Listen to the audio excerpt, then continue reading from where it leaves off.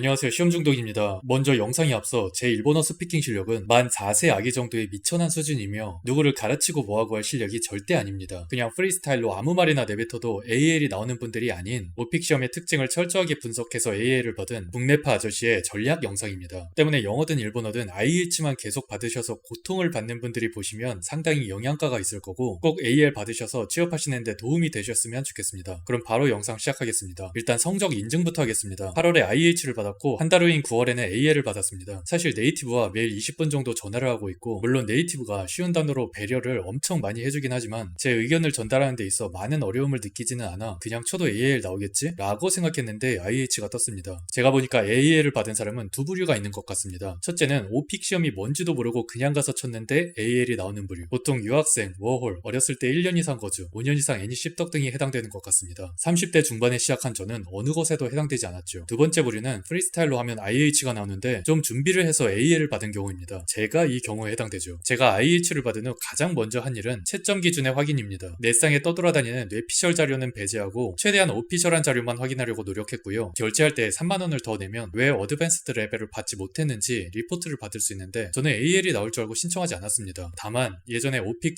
채점관이셨고 지금도 정기적으로 오픽 채점관들과 연락을 취하고 계시는 강지환 선생님의 영상을 참고하면 IH를 취득한 분들이 받는 리포트를 확인할 수 있는데 여기에서 AL을 줄 수 없는 두 가지 이유에 대해 말하고 있습니다. 첫 번째 이유는 어드밴스드 퀘스천에 대한 대답 미흡입니다. 여기서 어드밴스드 퀘스천은 보통 과거 경험 질문인 13번, 비교 대조 질문인 14번, 그리고 가장 어려운 시사 및 정치에 관련된 15번 질문입니다. 이 답변을 정말 잘해야 합니다. 그럼 여기서 아닌데요, 유튜브에 어떤 강사가 14번, 15번 한마디도 안 하고 스킵해서 AL 받아오셨던데요? 라고 하실 수도 있는데요. 그건 그 강사분이 유학, 교환학생 또는 워홀 등 현지 거주 경험이 있기 때문이라고 생각합니다. 이전 답변들의 발음, 억양, 어휘만으로 판단해도 충분히 AL을 줄 수 있다고 판단했겠죠. 앞서 말했듯이 제 일본어의 유창성은 만 4세의 미취학 아동 수준입니다. 일본 초등학교 1학년생과 비교하면 훨씬 못하죠. 너희 집에 대해 설명해봐 라는 질문을 받으면 일본 초등학교 1학년이 훨씬 더 대답을 잘하겠지만 현재 도시에는 재건축이 많이 이루어지고 있다. 이로 인해 어떤 사회적인 문제가 발생하고 있는가? 그에 대한 해결책도 제시하라 라는 질문을 받으면 아마 제가 더 많은 발화를 할 수 있고 질문자에게 좋은 점수를 딸 수 있다고 생각합니다. 뭐 당연한 거겠죠. 네이티브 초등 1학년은 저 질문을 이해는 해도 답변은 곤란할 겁니다. 우리 같은 국내파는 발음과 억양이 딸리니까 여기서 승부를 봐야 합니다. 제가 IH를 받았을 때는 13, 14, 15번을 시간이 없어서 거의 대답 못했지만 AL을 받았을 때는 이를 잘 정리해서 답변한 게 큰 요인이었습니다. 이에 대한 전략은 뒤에 후술하겠습니다. 두 번째 이유는 제한된 묘사와 어휘의 사용입니다. 제 뇌피셜 아니고요. 역시 리포트에 있는 내용입니다. 때문에 묘사를 상세하게 하고 어휘에 신경을 쓰는 편이 좋습니다. 이에 대한 전략도 뒤에 후술하겠습니다. 지금부터는 전략입니다. 먼저 가장 필수적인 것은 난이도를 무조건 66으로 하는 것입니다. 여기서 저는 리스닝이 약해서 66으로 하면 안 들려요 라고 하시는 분들이 계실 텐데요. 제가 IH를 받았을 때 55를 설정했고 AL을 받았을 때 66을 설정한 결과 질문자의 발화 속도, 어휘에는 큰 차이가 없었습니다. 다만 대답하기가 얼마나 까다로운가, 이게 큰 차이가 있었습니다. 55로 설정했을 때 시사 및 정치 문제인 15번은 당신이 살고 있는 나라의 외식 문화의 특징과 그에 대한 당신의 생각은? 과 같이 그다지 어려운 질문은 아니었는데 66으로 설정했을 때 15번은 아까 말했던 재건축과 관련된 사회 문제와 그에 대한 해결책이 나왔습니다. 답변하기가 더 까다로워질 뿐이지 듣기에는 큰 문제가 없으니 무조건 66으로 하시길 바랍니다. 그리고 66을 선택했을 경우 55보다 어드밴스드 퀘스천인 과거의 경험을 묻는 질문을 많이 받았고 이것도 영향을 미쳤다고 생각합니다. AL만이 목적이시라면 44는 절대 선택하시면 안 됩니다. 오픽노잼님이 원어민 데려다가 44 선택해서 시험을 몇 번 보기 한 실험을 하셨는데 모두 IH가 나왔다고 하네요. 아무리 발음과 억양이 완벽한 네이티브라도 어드밴스드 퀘스천을 많이 받지 못하면 AL이 불가능하다는 것을 증명하는 실험이 되겠네요. 두 번째 전략은 네 줄로 대답하기입니다. 55 선택하고 IH 받았을 때는 진짜 친구한테 말하듯이 의식의 흐름대로 아무 말 대잔치를 해서 40분을 꽉 채웠습니다. 반면 66을 선택하고 AL을 받았을 때는 각 질문당 4문장을 넘지 않도록 했고 총 30분 정도 발화했습니다. 딱 4문장으로 끊는 연습을 해보시는 게 좋습니다. 두 갈씩으로 첫 문장은 주제문, 둘째, 셋째 문장은 뒷받침 문장, 마지막 넷째 문장은 결론 및 마무리.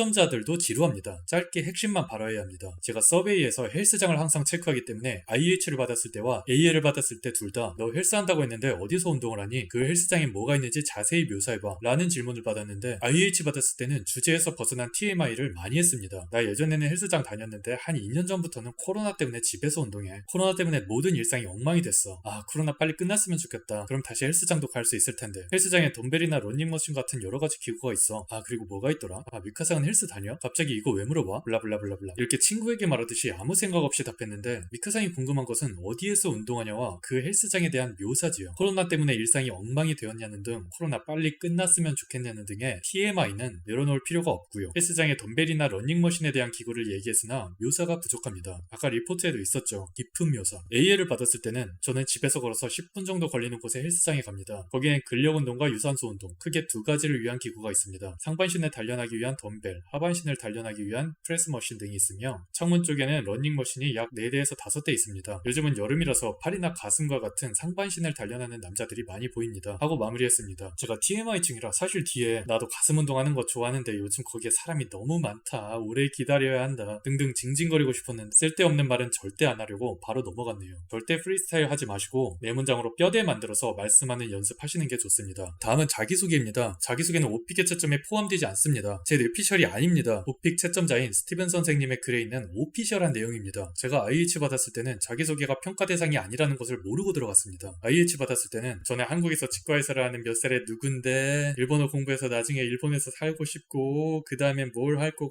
거고 그렇게 돈 많이 벌어서 어려운 사람들 돕고 싶고 아주 연병을 한 1분 정도 떨었던 것 같습니다. 채점관들은 채점하지도 않는데 뻘짓한 거죠. AL 받았을 때는 私は日本語を勉強しているシオンズンドクと申します。この前の受験で IH をもらってめっちゃ悔しくて今回は絶対 AL をもらうように頑張ります。よろしくお願いします. 이렇게 진짜 10초 컷 하고 끝냈습니다. 스킵해도 좋고 찝찝하시면 10초 컷 하고 넘어가세요. 나중에 13, 14, 15는 들려도 생각 정리할 시간이 필요하니까 무조건 2번 들어야 하는데 이 시간을 버는 게 낫습니다. 다음으로 어휘 선택입니다. AL을 받았을 때는 약어도 좀 사용했고 한자어도 의도적으로 사용하려고 노력했습니다. 아까 15번에서 받은 재건축의 문제점과 해결책 같은 경우는 첫째는 주제문이니까 문제점에 대한 키워드로 부동산 토끼, 야칭노 내야게로 잡았고요. 둘째, 셋째 문단은 그로 인한 가계의 후탄, 방콩가, 쇼시가 등을 들었고 해결책으로는 투기를 막기 위해 국회의원들의 신중한 법안의 제정이 필요하다를 말하기 위해 국가의기인, 허안, 세대와 같은 JLPT N1 단어도 사용했습니다. 어휘는 신경을 쓰시되 고급 문법은 크게 신경 안 쓰셔도 될 것 같습니다. 저도 N1 문법은 나라대화노 한 개 사용했네요. 스피킹이기 때문에 거의 N3 이하 문법으로 다 해결했습니다. 마지막으로 이건 제 뇌피셜이니 참고만 하시길 바랍니다. 아무래도 채점자는 해당 나라에 수십 년을 거주한 네이티브이기 때문에 그 문화에 대한 공감을 하는 답변을 하면 좀 기특하게 봐주지 않을까 하는 게 제 생각입니다. 저는 영화에 대한 답변에서 스즈메의 문단속을 얘기했는데 솔직히 말하면 제가 스즈메의 문단속이 기억에 남는 이유는 좋아하는 사람과 함께 본 영화이기 때문입니다. 하지만 그런 답변은 AL을 받기 위한 어휘도 안 나올 것 같고 공감을 끌어내기도 힘들다고 생각해서